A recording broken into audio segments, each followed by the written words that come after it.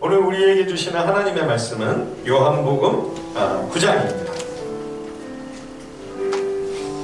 요한복음 9장 1절에서 7절까지의 말씀을 우리 함께 번갈아서 읽겠습니다. 요한복음 9장 1절로 7절입니다.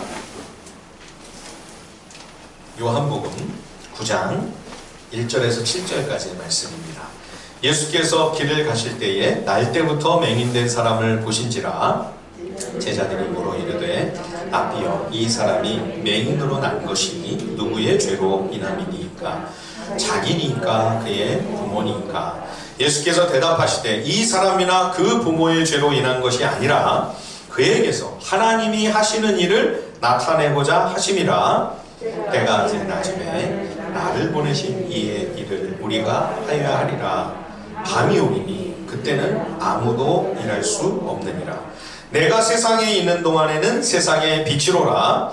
이 말씀을 하시고 땅에 침을 뱉어 진흙을 이겨 그의 눈에 바르시고 다 함께 이르시되 실로암 못에 가서 씻으라 하시니 실로암은 번역하면 보냄을 받았다는 뜻이라. 이에 가서 씻고 밝은 눈으로 왔더라. 아멘. 요한복음 전체를 이 9장 전체를 다 읽었으면 좋겠는데 7절까지만 읽었습니다. 오늘 본문은 요한복음에 기록된 예수님의 7표적 중에서 6번째 표적입니다. 예루살렘에 태어나면서부터 앞을 볼 수 없는, 평생 사는 동안 한 번도 빛을 보지 못했던 참 불행한 사람이 있었습니다. 구걸을 하면서 겨우 연명을 하는 거죠. 이 사람을 앞에 두고 제자들은 예수님께 이런 질문을 던집니다. 2절을 다시 보십시오. 제자들이 물어 이르되 라삐여 이 사람이 맹인으로 난 것이 누구 죄 때문입니까? 자기 자신의 죄 때문입니까? 아니면 부모의 죄 때문입니까? 참 무례하게요. 본인이 그 앞에 있는데 듣는데 막 이런 말을 내뱉는 겁니다. 얼마나 참 잔인한 일입니까? 이 사람이 얼마나 사람 취급도 못 받고 아예 없는 사람 취급하는 투명인간처럼 무시를 당하고 살고 있었나 우리가 짐작할 수 있습니다. 그러나 대부분의 유대인들은 제자들과 같은 동일한 생각을 하고 있었던 거죠. 누군가 질병이나 장애로 고생하고 있으면 그게 자기 본인의 죄 때문인, 아니면 부모의 범죄로 말미암아 저런 천벌을 받는다 이렇게 생각을 한 겁니다. 이중고를 겪는 거죠. 병으로 인한 고통도 얼마나 고생스러운데 사람들의 그 눈총과 그 따가운 그 시선과 손가락질까지 그 수모까지 견뎌야 하는 거죠. 지금 육신도 괴로운데 마음속에서는 깊이 그 정죄감과 죄책감으로 더욱 쓰라린 아픔을 당해야만 했던 것이죠. 여러분들은 어떻게 생각하십니까? 나와 혹시 부모의 죄 때문에 내가 내 인생 가운데 이런 환난과 고난을 겪는 것이라 그렇게 생각하십니까? 내 삶에 어떤 고난과 불행이 닥쳤을 때 혹 우리도 이와 같은 생각 때문에 더 마음이 힘들고 괴롭지는 않으십니까? 유대인들만 그런 게 아니죠. 우리도 이런 비슷한 가치관이 아주 뿌리 깊이 박혀있는 것이 아닌가 생각합니다. 심지어 믿지 않는 분들도 내가 전생에 무슨 악업이 그렇게 많아서 이리 험한 꼴을 보고 사는가, 팔자와 운명을 탓합니다. 자신의 비은과 불행으로 인하여 세상을 원망하고 타인을 향해 불평하는 일들을 우리는 허다하게 볼 수 있죠. 여러분, 그러면 우리는 이제 예수님 안에서 예수를 믿고 이러한 가치관에서는 완전히 해방이 되었나요? 우리는 이런 생각, 이런 기준으로부터 완전히 벗어났나요? 그러지 못한 경우가 많은 것 같죠. 우리도 성경을 통해 원주의 신학을 배웠습니다. 죄와 타락으로 인해 죄가 세상에 들어와 죽음과 질병과 가난과 전쟁과 온갖 종류의 폐단과 불행이 바로 이 죄에서 비롯된 것이다 하는 것을 알고 있습니다. 내 자신의 죄 때문에 하나님의 징계가 임하기도 합니다. 또 질병과 온갖 불행의 원흉이 다름 아니니 죄 때문이라고 하는 사실이 뇌리에 깊이 각인이 되어 있습니다. 또 성경을 읽다 보면 어딘가에는 부모의 죄와 허물이 본인만 아니라 자녀손들에게까지 해를 미친다 그런 말씀도 있죠. 출애굽기 20장 5절과 6절에 보면 내 하나님 여호와는 질투하는 하나님이지 나를 미워하는 자의 죄를 갚되 아버지로부터 아들에게로 3, 4대까지 이르게 하거니와 나를 사랑하고 내 계명을 지키는 자에게는 1000대까지 은혜를 베푸느니라. 하나님을 사랑하고 그 말씀을 순종하면 1000대까지 은혜를 주시지만 하나님을 미워하고 그 말씀을 거역하면 그 죄가 본인뿐만 아니라 그 자녀손들에게까지 그 죄를 갚으신다. 그런데 그 같은 율법에 보면 또 절대 부모의 죄로 인해 자식이나 자손들이 그 죄상의 죄값을 치르는 것을 금하시죠. 부모가 죄를 지으면 본인이 죄값을 치르고 본인이 책임을 지는 것이지 부모의 죄 때문에 자손까지 자녀까지 고통당하는 것 아니다. 각자 스스로의 죄에 대한 책임만 지면 된다. 그런 말씀이 또 있죠. 이 말씀이 서로 상충이 되는 거 아닙니까? 우리는 각자의 죄에 대한 책임을 지고 내가 만약 잘못을 했다면 거기에 대한 책임을 내가 지면 됩니다. 조상, 부모의 죄를 그 죄값을 내가 치르지 않습니다. 그런데 이게 다가 아니에요. 문제는 이 죄라고 하는 것이 너무나 무섭고 파괴적인 힘을 가지고 있다는 사실입니다.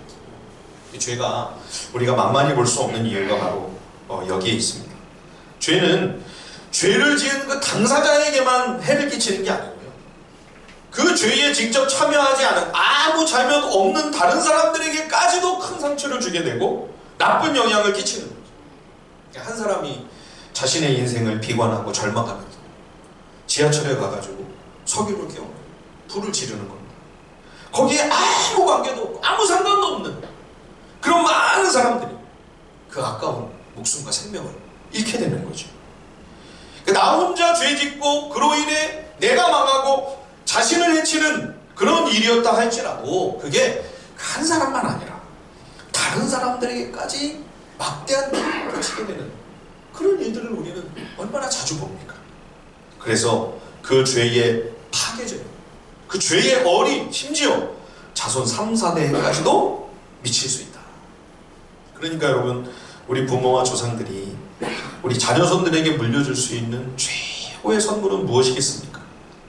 우리가 그 복음의 빛 가운데 거하면서 주님 안에서 자유와 기쁨과 평안을 누리는 만큼 우리 자녀손들에게 그만큼 선하고 좋은 영향을 줄 수가 있는 거죠. 저는 이것처럼 우리가 우리 자녀손들에게 줄 수 있는 가장 좋은 것은 없다고 생각합니다.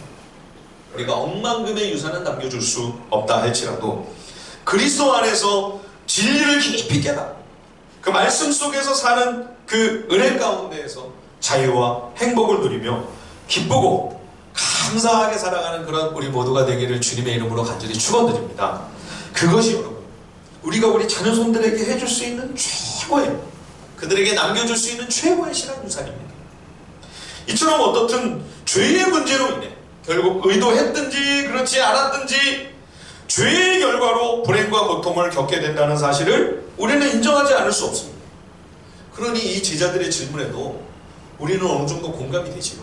그렇죠? 우리라도 그런 질문을 주님께 드리지 않았겠습니까? 그런데 이런 제자들의 의문에 예수님의 답변이 참 놀랍습니다. 자, 우리 요한복음 9장 3절, 요한복음 9장 3절 말씀을 다 같이 한번 읽어보겠습니다. 시작. 예수께서 대답하시되 이 사람이나 그 부모의 죄로 인한 것이 아니라 그에게서 하나님이 하시는 일을 나타내고자 하심이라. 본인의 죄도 아니고 그 부모 잘못도 아니고 이 사람이 지금 이렇게 된 것은 그의 인생을 통하여 하나님이 하시는 일을 나타내시기 위함이다. 여러분, 물론 이 사람이 하나님 앞에 죄인입니다. 그 부모도 죄인임을 부인할 수는 없습니다. 그럼에도 불구하고 주님은 너무나 단호하게 말씀하십니다. 이 사람의 죄 때문도 아니고 그 부모의 죄 때문도 아니고 오직 이 사람을 통해 하나님께서 당신의 행하시는 일을 나타내시려고, 드러내시려고 하신다. 이 둘러선 제자들과 이 말씀을 들은 모든 유대인들이 다 놀라서 충격을 받았어요. 이 지금 똑같은 한 사람, 그렇죠? 이 동일한 한 영혼, 이 한 인생을 놓고 바라보는 관점이 어떻게 이렇게 완전히 일반적인 생각과 가치관과 개념과는 전혀 다른 이런 새로운 시각으로 이렇게 바라볼 수가 있는가? 그것은 주님께서 이 한 인생을 위하여 행하실 일 때문이죠. 예수님이 그를 위해 십자가를 지시고 그 모든 죄에 얽히고 설킨 문제들을 해결하실 것이기 때문입니다. 그래서 예수 십자가로 말미암아 저주받은 인생의 운명이 완전히 뒤집어지게 되는 것이죠. 만약 예수님이 안 계셨습니다. 예수님이 오시지 않고 십자가와 부활이 없다면 우리는 내내 이렇게 서로를 탓하면서 원망하고 또 불평하고 또 자신의 인생을 저주하면서 그렇게 살아갈 수밖에 없었겠지. 그런데 예수님이 오셔서 구원의 소망을 열어주시고 이 땅에서 온갖 슬픔 고통 다 겪다가 비참하게 죽음으로 마감할 수밖에 없는 우리의 험악하고 헛된 인생에 영원한 생명, 영원한 자유라고 하는 상상도 못했던 놀라운 선물을 주시는 거죠. 그래서 여러분, 그리스도 안에서는 우리가 어떤 불행과 끔찍한 상처와 아픔이 있다 할지라도 그에게 새 장이 열립니다. 어떤 절망 가운데 있을지라도 그리스도 안에서는 달라지는 겁니다. 사면이 온통 환난과 고난으로 다 꽉꽉 막혀 있을지라도 위로부터 하늘이 열립니다. 새로운 소망의 역사가 시작이 되는 것이죠. 지금 이 눈뜬 한 사람을 통해 하나님이 하시는 일이 어떻게 나타나게 될까요? 물론 그가 고침을 받고 다시 보게 되는 엄청난 사건이 일어납니다. 하지만 그게 다가 아니죠. 이 사람이 초대교회에서 장차 미래의 나중에 복음과 교회와 선교를 위하여 어떤 선한 도구가 되어 쓰임을 받았을까요? 이 사람 이름도 안 나와요. 성경에는 전혀 그의 다음 이야기가 기록되어 있지 않습니다. 아마 우리가 천국 가면 이분 간증 집회를 한 일주일은 아마 들어야 될 겁니다. 다 놀라게 될 겁니다. 이 사람을 통해 하나님이 이렇게 하나님의 하시는 그 놀라운 일을 나타내려고 하셨구나. 그런데 여러분, 오늘 이 기록된 요한복음 9장 전체만 봐도 이 한 장 속에서 이미 그는 그리스도의 담대한 증인으로 뇌하게 쓰임받는 것을 우리가 목격하게 됩니다. 눈을 뜨자마자 사람들이 다 놀랐습니다. 이 사람 구걸하던 바로 그 거인 아닌가? 그랬더니 다른 사람들은 아니라는 거예요. 그럴 리가 없다. 비슷한 사람이겠지, 닮은 사람이겠지. 그랬더니 이 사람이 똑똑하게 분명하게 이야기합니다. 내가 바로 그 사람입니다. 그래서 네가 어떻게 보게 된 거냐? 그랬더니 예수라는 분이 눈에 진액을 발라 실로암에 가서 씻으라. 그래서 순종했더니 정말 눈이 떠졌다. 그리스도가 하신 일을 많은 사람들 앞에 생생하게 증언합니다. 그런데 유대인들이요, 이 사람을 바리새인에게 데려갔습니다. 왜냐하면 이게 지금 안식일에 일어난 사건입니다. 그 예수라는 자가 안식일법을 또 어긴 것인가? 그래서 미심쩍은 사람들이 이 사람을 바리새인들에게로 데려간 겁니다. 근데 그 바리새인들 앞에서 또 이 사람은 아주 똑부러지게 얘기를 해요. 그래서 바리새인들 사이에 큰 논쟁이 벌어지죠. 안식일 법을 어긴 이 사람이 어떻게 하나님께로부터 보냄을 받은 사람이겠는가? 근데요, 예루살렘에서 요한복음 5장에 보면 그 38년 병자를 일으켰을 때하고는 조금 분위기가 달라져요. 비록 소수라도 그 바리새인들 공동체 안에서도 그 의견에 반대 의견을 제시하는 사람들이 나옵니다. 그렇죠? 아니, 만약 그가 죄인이라면 어떻게 이런 표적이 일어날 수가 있는가? 바리새인들 그 가운데서도 대놓고 예수님의 편에 서지는 아직 못하지만 속으로는 이분이 그리스도가 아닌가 믿는 사람들이 생겨나기 시작한 거죠. 그래서 이 바리새인들이 눈뜬 사람에게 묻습니다. 너는 그를 어떤 사람이라고 생각하느냐? 이 사람은 아직 예수님을 못 만났습니다. 보기 전에 예수님이 이 사람을 만져주신 것이지, 눈뜬 다음에 자기를 고쳐주신 예수님을 아직 못 만났거든요. 보지도 못한 예수님을 뭐라고 이 사람이 증언하냐면 확신에 찬 음성으로 그분은 선지자십니다. 그분은 하나님께로부터 보내심을 받은 분이 확실하다. 이렇게 증언을 하는 거죠. 바리새인들은요, 그런데도 이 사람이 전에 시각장애가 있었다는 사실조차 믿지 않았습니다. 그래서 부모를 불러다가 이제 막 추궁을 하죠. 아닌 증거만 막 찾는 겁니다. 그랬더니 우리 아들이 전에 시력이 없었던 것은 맞지만 누가 이렇게 보게 해줬는지는 모르겠다. 다 큰 어른 아니에요. 본인한테 물어봐라 하면서 즉답을 피합니다. 왜냐하면 알지만 무서워서 얘기를 못한 거예요. 예수를 그리스도라 인정하면 회당에서 쫓겨나기 때문에 대답을 일부러 안 한 거죠. 예, 답을 피한 겁니다. 바리새인들이 다시 또 불러서 조사를 합니다. 그런데 애초에 이 사람의 증언은 필요하지 않았습니다. 왜냐하면 답은 이미 정해져 있었기 때문에. 24절을 보십시오. 요한복음 9장 24절. 이에 그들이 맹인이었던 사람을 두 번째 불러 이르되 너는 하나님께 영광을 돌리라. 우리는 이 사람이 죄인인 줄 아노라. 예수님은 이미 죄인입니다. 죽어야만 할 범죄자로 이미 낙인이 찍혀 있는 거죠. 이렇게 살기가 등등하고 서슬이 시퍼런 상황인데 심지어 그 부모도 지금 제대로 말을 못하고 있는 이런 형편 속에서 눈뜬 이 사람만은 전혀 고침이 없습니다. 25절을 보십시오. 대답하되 그가 죄인인지 내가 알지 못하나 한 가지 아는 것은 내가 맹인으로 있다가 지금 보는 그것입니다. 복잡하지 않죠? 아주 명료하고 단순합니다. 다 필요 없고 확실한 한 가지는 내가 전에는 보지 못했는데 지금은 보고 있다고 하는 이 분명하고도 확실한 사실이 아닌가. 진리는 쉽고 간단하죠. 진실을 외면하려니까 복잡해지고 힘들어지는 겁니다. 이렇게 증거가 확실한데도요, 바리새인들은 예수님이 어디서 왔는지 하나님께로부터 보냄을 받았는지 아닌지 여전히 모르겠다는 겁니다. 그러니까요, 태어나면서부터 앞을 보지 못해서 글 한 번 배운 적 없고 구걸하며 살아왔던 이 일자무식 거린이 당대의 그 최고랍니다. 최고의 학식을 자랑하는 사람들이 다 쩔쩔매면서 논쟁을 거듭하고 있는 이 주제에 관하여 아주 선명하게 답을 제시합니다. 자, 우리 같이 한번 읽어볼까요? 요한복음 9장 30절에서 33절까지. 요한복음 9장 30절로 33절, 우리 큰 목소리로 다 같이 한번 천천히 읽어보겠습니다. 시작. 그 사람이 대답하여 이르되 이상하다. 이 사람이 내 눈을 뜨게 하였으되 당신들이 그가 어디서 왔는지 알지 못하는도다. 하나님이 죄인의 말을 듣지 아니하시고 경건하여 그의 뜻대로 행하는 자의 말은 들으시는 줄을 우리가 아나이다. 창세 이후로 맹인으로 난 자의 눈을 뜨게 하였다 함을 듣지 못하였으니 이 사람이 하나님께로부터 오지 아니하였으면 아무 일도 할 수 없으리이다. 아멘. 이 사람이 지금 너무 깝깝하고 너무 답답하는 거예요. 당신들 참 이상하다. 아니, 유대 지도자들이고 율법 선생들이 아닌가. 지혜롭고 분별력 있는 사람들인 줄 알았는데 나는 도무지 납득이 안 된다는 거죠. 참 이상하다. 어째 이분이 어디서 왔는지 모르겠다는 말인가. 하나님께서 죄인의 기도를 듣지 않으시고 경건하여 그 뜻대로 순종하는 사람의 기도를 들어주시지 않는가. 만약 이분이 하나님께로부터 보냄을 받지 않은 죄인이라면 과연 이런 표적이 가능할 수가 있겠느냐. 그러면서 아주 결정적인 한마디를 덧붙였죠. 32절을 다시 보십시오.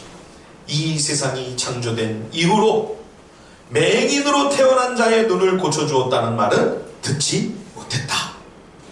그런 일이 지금, 그런 놀라운 일이 성경 역사 속에 처음으로 일어나요. 이 증언이 결정적인 이유는요, 이거야말로 이 땅에 오실 메시아, 약속하신 그리스도의 가장 확실한 증표이기 때문입니다. 이사야 선지자가 예수님 오시기 전에 이제 오실 메시아를 예언하면서 이렇게 선포했죠. 이사야 29장 18절에 그날에 어둡고 캄캄한 데서 맹인의 눈이 볼 것이며, 또 이사야 35장 5절에도 그때에 맹인의 눈이 밝을 것이며 못 듣는 사람의 귀가 열릴 것입니다. 이 약속을 그대로, 이 예언의 말씀을 그대로 받아서 예수님께서 공생의 사역을 시작하시면서 그 고향 갈릴리 나사렛 회당에서 이사야의 글을 펼쳐서 읽으시면서 당신의 사명 선언서를 낭독하시듯 이렇게 말씀하십니다. 누가복음 4장 18절 19절에 보면 주의 성령이 내게 임하셨으니 이는 가난한 자에게 복음을 전하게 하시려고 내게 기름을 부으시고 나를 보내사 포로된 자에게 자유를, 눈먼 자에게 다시 보게 함을 전파하며 눌린 자를 자유롭게 하고 주의 은혜의 해를 전파하게 하려 하심이라. 세례 요한이 잠시 옥에 갇힌 적이 있었죠. 순교하기 전에. 그때 주님이 자기를 금세 석방시켜줄 줄 알았는데 소식이 없으니까 잠깐 영적인 침체가 왔어요. 의심이 마음에 들어왔어요. 제자를 보내서 우리가 기다리는 그리스도가 당신이 맞습니까? 주님께 여쭤봤을 때 주님께서 세례 요한에게 가서 이렇게 전해라 하시며 하신 말씀, 마태복음 11장 5절에 보면 맹인이 보게 되며 못 걷는 사람이 걸으며 못 듣는 자가 들으며 죽는 자가 살아나며 가난한 자에게 복음이 전파된다 하라. 보지 못하는 이의 눈을 열어주시는 것, 이것은 하나님께로부터 보내심을 받은 그리스도의 고유한 능력입니다. 여러분, 죽은 사람을 다시 살리는 기적은요, 구약에서 간혹 있었습니다. 그렇죠? 엘리야 선지자도 그런 놀라운 권능을 행했고요, 엘리사 선지자도 하나님께서 허락하신 능력으로 그런 일을 행한 일이 있었습니다. 그런데 여러분, 아무리 구약을 살펴봐도 맹인이 눈을 뜨게 된 그런 사건은 단 한 번도 일어나지 않았습니다. 그러므로 이 표적은 예수님이 하나님께로부터 보냄을 받은 메시아 그리스도라는 사실을 증명하는 가장 확실한 증거인 거죠. 지금 이 사람이 자기에게 일어난 일을 바탕으로 결정적인 증거를 내놓고 있는 겁니다. 요한복음의 7가지 표적 중에서도 가장 그리스도다운 표적은 그런 거, 이제 11장에서 죽은 나사로를 살리신 사건이 아니고요, 눈먼 자의 시력을 회복시켜 주신 오늘 이 표적입니다. 이런 분이 하나님께로부터 보내심을 받지 않았다면 어찌 이런 놀라운 사건이 일어날 수 있겠는가? 지금 나에게 일어난 이 사건이 바로 이분이 그리스도라는 부인할 수 없는 결정적인 증거다. 복음서에 예수님을 만났던 사람들의 많은 증언들 가운데 예수님이 그리스도라고 하는 사실에 대해 바리새인들조차 꼼짝 못하도록 이렇게 확실하게 주님을 변증한 예는 찾아보기 어렵습니다. 이 사람을 통해 복음이 얼마나 시원하고 선명하게 드러나고 있는가. 바리새인들이 막 논쟁하고 있었다고 그러잖아요. 이 사람을 앞에 놓고 아마 마음에 의심하고 있던 많은 사람들, 이분이 아무래도 그리스도 같은데, 긴가민가 했던 사람들이 분명 이 사람의 이 선포하는 말씀을 듣고 마음에 믿음과 확신을 가지게 되었을 겁니다. 맞다, 이분이 그리스도다. 이 사람을 통하여 하나님의 하시는 일이 나타나게 된다. 주님의 그 말씀이 벌써 이루어지고 있죠. 바리새인들이 아무 더 이상 할 말이 없습니다. 욕을 하고 화를 내고 역정을 내면서 이 사람을 내쫓아버립니다. 예수님이 그에게 다시 오셨고 그를 만나주시고 그가 예수님을 믿고 주님께 경배를 드립니다. 여러분, 이 사람이 처음 주님과 대면했을 때 눈뜨기 전에요, 그를 놓고 제자들이 주님과 대화를 나누는 그 모든 이야기를 이 사람이 다 듣고 있었죠. 참 제자들의 그 질문을 들으면서 이 사람이 얼마나 마음이 아프고 속이 상했을까. 아니 앞이 안 보인다고 감정도 없습니까? 어떻게 듣는 데서 이런 얘기를 대놓고 하나? 얼마나 분하고 원통했을까요? 사람을 앞에 세우고 본인 죄냐 부모 죄냐, 어떻게 그런 말을 할 수가 있어요? 따로 주님 모시고 가가지고 나중에 따로 질문을 해야지. 그런데 예수님은 또 한술 더 뜨시죠? 아니 눈을 치료해 주신다면서 진흙을 또 그냥 눈에다가 막 덩치 바르시고, 앞도 안 보이는데 실로함으로 또 가가지고 씻으라는 거예요. 아니 그냥 열어주시면 될걸, 그냥 고쳐주시면 될걸. 참 희한한 일이죠. 지금 나를 가지고 노는 건가? 장난하나 지금 이 사람이 나를 희롱하는 건가?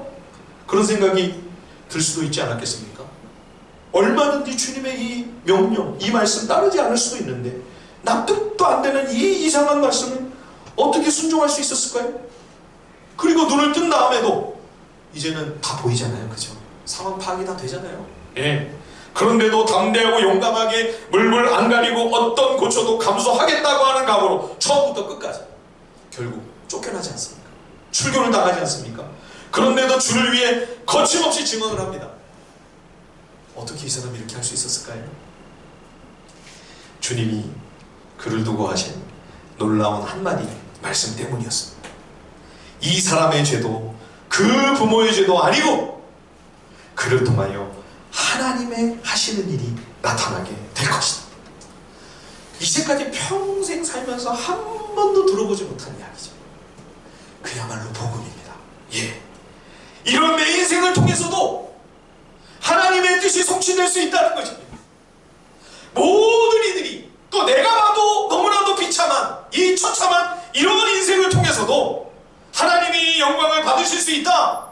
이렇게 무가치 보이는 그러한 내 삶을 통해서도 하나님의 소중하고 의미 있는 그러한 인생으로 자리매김될 수 있다. 캄캄하고 답답한 그야말로 막장처럼 희망 없는 그 밑바닥을 헤매고 있던 그에게 환한 빛을 비춰주시는 이 주님의 놀라운 소망의 복음, 능력의 복음, 이 복음의 권능, 이 말씀의 능력에 그가 사로잡혀서 주님 말씀 그 명령에 순종한 거죠. 가서 씻고, 그렇죠?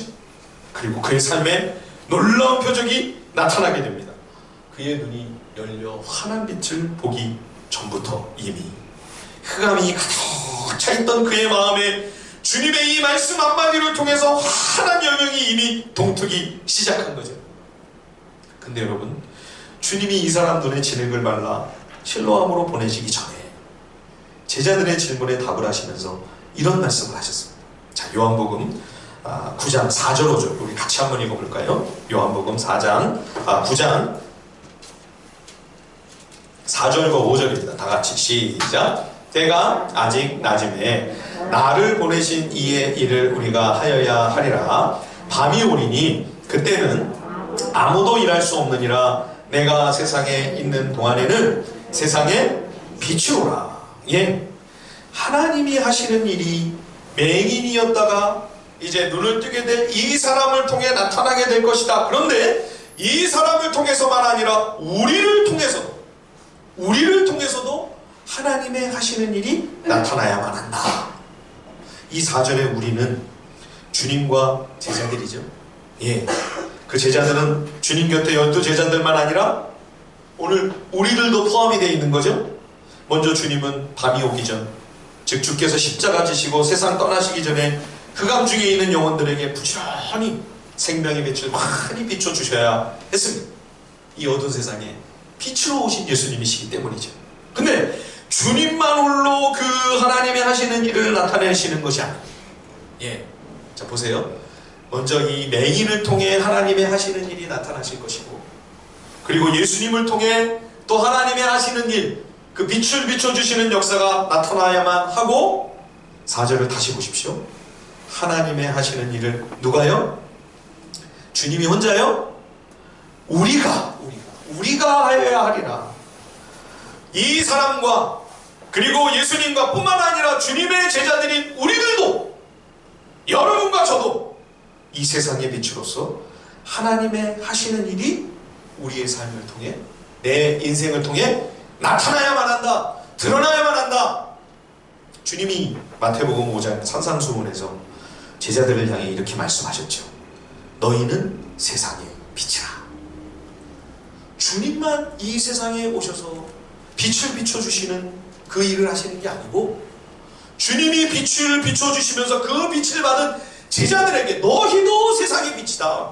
예, 지금 어둠 속에 거하던 이 사람에게 주님이 빛을 비춰주시니 그가 마치 그 별이 태양의 빛을 반사하면서 빛을 발하는 환한 별이 되는 것처럼 이 사람을 통해 복음의 빛이 지금 나타나는 모습을 우리가 보지 않습니까? 우리도 그 빛을 받으면 누군가에게 그 빛을 비춰주게 되는 거죠. 그도 또 그 빛을 발하게 되는 것이죠. 그렇게 주님의 제자들이 이 어두운 세상을 환하게 빛나게 해야 된다. 그게 하나님의 하시는 일을 우리를 통해서도 나타나야 된다라고 말씀하신 주님의 말씀의 의도인 겁니다. 18세기 영국에 존 뉴턴이라는 사람이 있었습니다. 이 사람이 어렸을 때 독실한 신앙인인 어머니로부터 말씀과 기도로 양육을 받았습니다. 어머니가 일찍 돌아가셨어요. 그래서 이제 자라면서 신앙을 저버리고 방황을 하기 시작한 거죠. 그 아버지가 뱃사람이었는데, 그래서 이제 해군에서 복무를 했는데 군복무를 하다가 막 탈령이 돼요. 탈령을 하고 뭐 잡혀오고 그러면서 많은 우여곡절을 겪다가 뱃사람이 되어가지고 나중에는 이제 선장까지 됐어요. 근데 이제 이때가 18세기 영국이니까 아프리카에 가가지고 그 노예들을, 그 흑인들을 잡아다가 노예로 팔면 굉장히 많은 이익을 얻을 수가 있었습니다. 그래서 이 존 뉴턴은 노예선의 선장이 되죠. 그런데 그가 어느 날 바다 한가운데서 무서운 폭풍을 만나게 됩니다.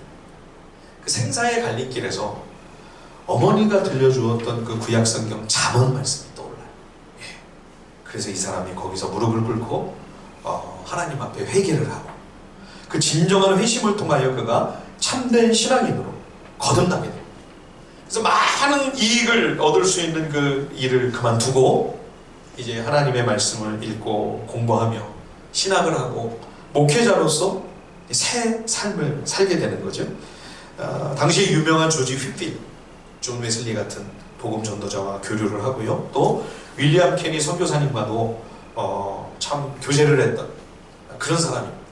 결정적으로요, 그가 영국 국회에 가서 자신의 그 부끄러운 과거가 다 까발려지는 것을 그거를 다 무릅쓰고 노예 무역의 그 끔찍한 실상을 폭로하는 중요한 증언을 하게 됩니다.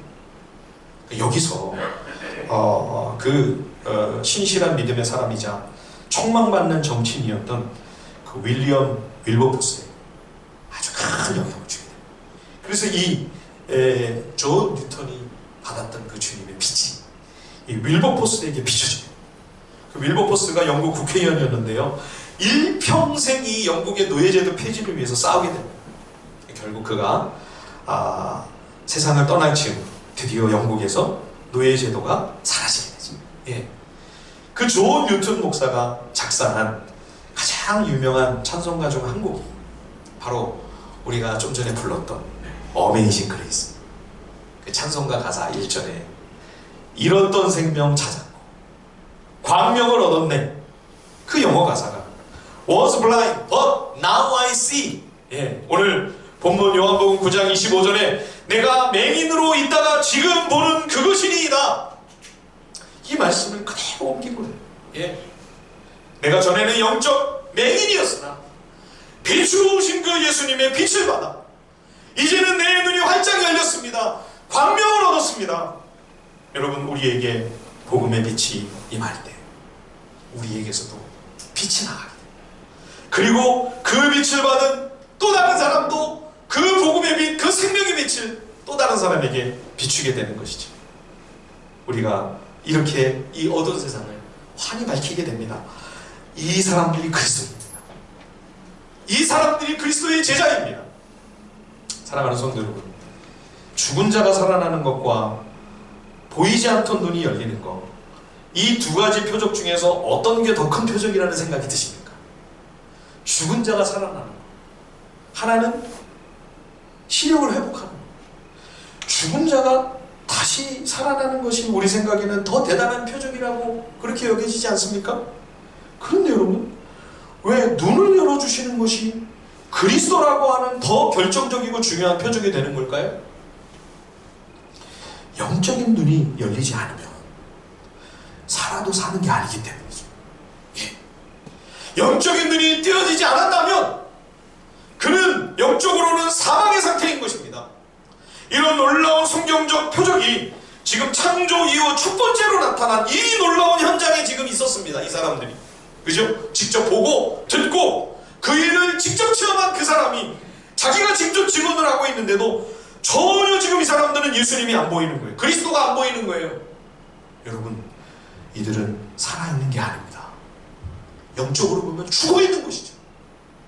오늘 마지막 우리 요한복음 9장 39절에서 41절까지의 주님의 말씀 우리 같이 한번 읽어보겠습니다. 요한복음 9장 39절로 41절까지의 말씀입니다. 우리 다 같이 큰 목소리로 또박또박 한번 읽어볼까요? 시작! 예수께서 이르시되 내가 심판하러 이 세상에 왔으니 보지 못하는 자들은 보게 하고 보는 자들은 맹인이 되게 하려 함이라 하시니 바리새인 중에 예수와 함께 있던 자들이 이 말씀을 듣고 이르되 우리도 맹인인가? 예수께서 이르시되 너희가 맹인이 되었더라면 죄가 없으려니와 본다고 하니 너희 죄가 그대로 있느니라. 예, 그리스도가 전혀 안 보이는데도 바리새인들은 우리 아무 문제 없다고 착각한 겁니다. 예, 여러분, 이것이 가장 심각한 죄입니다. 자기의 영적인 눈이 닫혀져 있음에도 불구하고 그걸 모르고 있는 거, 예?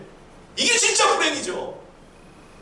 자신에게 구원과 생명이 있고 나에게 모든 지혜와 지식이 있고 내가 가는 길을 알고 있다고 착각하는 거, 여러분 이처럼 큰 오만이 어디 있습니까? 가장 무서운 교만의 죄악이지. 그림으로 오늘 마지막 한 장 보여드리고요, 말씀을 마무리하고자 합니다. 제가 참 좋아하는 피터 브리헐이라고 하는 화가의 그림입니다. 이분이 16세기 르네상스 화가인데요. 종교개혁이 유럽을 강타하고 있을 때 이분이 그 예수님의 말씀, 마태복음 15장에 보면 주님이 바리새인들을 책망하시면서 맹인이 맹인을 인도하면 둘이 다 구덩이에 빠지리라, 그 말씀을 가지고 그린 그림입니다. 예, 보시면 맨 앞에 있는 사람이 벌써 넘어졌죠, 그죠? 다 맹인이에요. 예, 근데 맹인이 맹인을 쭉 끌고 가는데 그 다리 밑으로 한 사람이 지금 벌써 떨어지고 있어요. 그 두 번째 사람도 지금 모자가 벗어지면서 지금 떨어지기 일보 직전이죠. 그리고 뒤에 있는 사람도 다 지금 위험천만한 상황입니다. 예, 근데 저 뒤로 여러분 뭐가 보이세요? 배경에 교회가 보입니다. 중세의 교회가 하나님 말씀의 그 진리에 캄캄하고 영적 지도자들이 아무것도 보이지 못하고 분별력이 없고 성도들도 다 맹인과 같이 영적으로 눈이 가려져서 지금 이 믿는다고 하는 사람들이 다 지금 어디로 가고 있는가, 그 당시에 안타까운 상황을 풍자하는 브리홀의 그림이죠.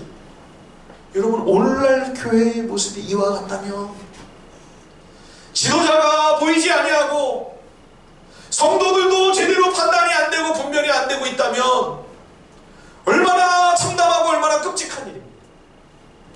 우리가 기도해야 할 것입니다. 하나님, 지도자의 눈이 더 환히 열리게 해주시고 성도들도 말씀 앞에 나아갈 때마다 이 말씀을 더 분명하게 깨닫고 영적인 눈이 더욱 열리는 은혜를 우리에게 허락해 주십시오. 우리를 불쌍히 여겨주십시오. 예, 여러분, 우리가 한번 눈이 열렸다고요? 그걸로 만족해서는 안 됩니다. 눈이 열려도 계속 끊임없이 성장해 나가지 않으면 어느 순간 탐욕으로 눈이 가려질 수 있습니다. 순식간에 영적인 맹인이 될 수 있습니다. 예. 사도 바울이 사울이었을 때 자기가 제일 똑똑한 줄 알았습니다. 말씀을 가장 잘한다고 생각을 했습니다. 부활하신 그리스도의 빛 앞에 섰을 때, 내가 맹인이구나, 아무것도 보지 못하는 영적인 맹인이었구나 라고 하는 사실을 깊이 절감하게 되죠. 주님이 이 맹인을 고쳐주실 때 눈의 진흙을 왜 그렇게 막 덕지덕지 막 바르셨을까요? 예? 그가 눈이 보이지 않는다는 사실을 더 강조하시기 위함이죠. 오늘 우리에게 주님이 던지시고 계시는 메시지입니다. 우리가 그와 같은 영적인 맹인과 같은 주인이라고 하는 사실입니다. 너희도 이와 같은 맹인이라고 하는 사실을, 영적 우맹이라고 하는 사실을 너희들은 깊이 깨닫고 있는가? 우리에게 던지시는 도전이죠. 그래서 하나님의 사람 다윗은 시편 119편 18절에서 이렇게 하나님 앞에 기도합니다. 내 눈을 열어서 주의 율법에 경이로운 것을 보게 하여 주옵소서. 이스라엘의 지도자들 중에 다윗처럼 말씀을 가까이 한 사람이 있었습니까?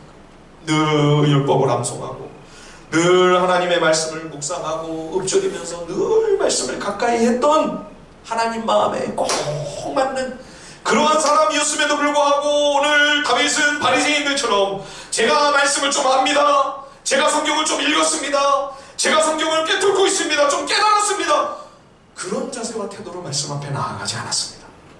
다윗의 오늘 이 고백은, 주님, 저는 영적인 맹인과 같습니다. 제 눈을 열어서 보게 해주십시오. 이 진리를 더 깊이 깨닫도록, 이 진리를 좀 더 제대로 알 수 있도록 이 말씀을 지식적으로만 아니라 삶으로 체험하고 경험하고 생생하게 여호와의 선하심을 맛보아 알 수 있도록 주님, 내 눈을 밝히 열어 주옵소서. 그렇게 내 영안을 활짝 열어주셔야만 제가 주의 은혜를 누리며 나누고 베풀 수 있습니다. 갈급하고 목마른 심정으로 주님 앞에 나아가는 것이죠. 사랑하는 성도 여러분, 우리들도 말씀 앞에 나아갈 때 이러한 가난하고 굶주리고 갈급한 목마른 심정으로 말씀 앞에 나아가는 그런 은혜가 있기를 간절히 바랍니다. 그래서 세상의 빛으로 오신 그 주님께서 우리에게 진리의 환한 빛을 비춰주셔서 우리의 영적인 눈이 더 환히 열려 우리도 이 어두운 세상을 비춘 작은 빛으로 살아가는 주님의 제자들이 될 수 있기를 우리 주님의 이름으로 간절히 축원드립니다.